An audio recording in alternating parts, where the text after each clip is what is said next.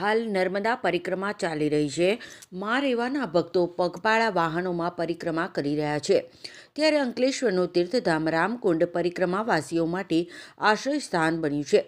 દર વર્ષે હજારોની સંખ્યામાં રામકુંડ ધામ ખાતે પરિક્રમાવાસીઓ આવતા હોય છે। ત્યારે રામકુંડના મહંત ગંગાદાસ બાપુ દ્વારા પરિક્રમાવાસીઓને અગવડ ન પડે તે માટે તમામ સુવિધાઓ ઊભી કરી છે। હાલમાં રામકુંડ ખાતે હજારોની સંખ્યામાં પરિક્રમાવાસીઓ આવી રહ્યા છે। ત્યારે ગંગાદાસ બાપુ દ્વારા નાસ્તા સહિત 2 સમયનું ભોજન અને ઠંડીના કારણે કંબલ અને આરોગ્ય ચકાસણી માટે તબીબી વ્યવસ્થા ઊભી કરી છે અને જરૂરી દવાઓ વિનામૂલ્યે આપવામાં આવી રહી છે। ત્યારે નર્મદા પરિક્રમાવાસીઓ માટે સેવાભાવી લોકો આગળ આવે એવી અપીલ કરી હતી। જય સિયારામ। નર્મદે હર।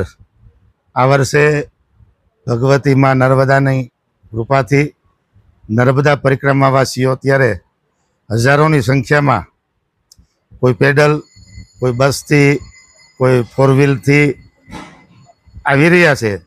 એમાંય આપણા અંકલેશ્વર રામકુંડ તીર્થ ઉપર અત્યારે 2 ટાઈમ મળીને લગભગ 1000 થી 1200 પરિક્રમાવાસીઓ પર ડે આવે છે।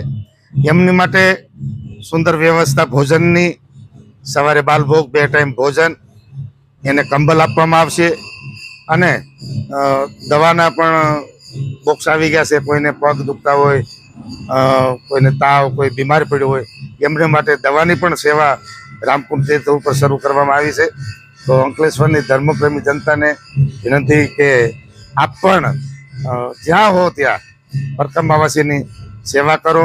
ચાય નાસ્તા ભોજનની પણ તમારાથી બને તો સેવા કરો, અથવા તો રામકુંડ ઉપર પણ આપ કરી શકો છો અને માં ભગવતી નર્મદા મૈયાની કૃપા મેળવી શકો છો। આપ પધારો। જય સિયારામ।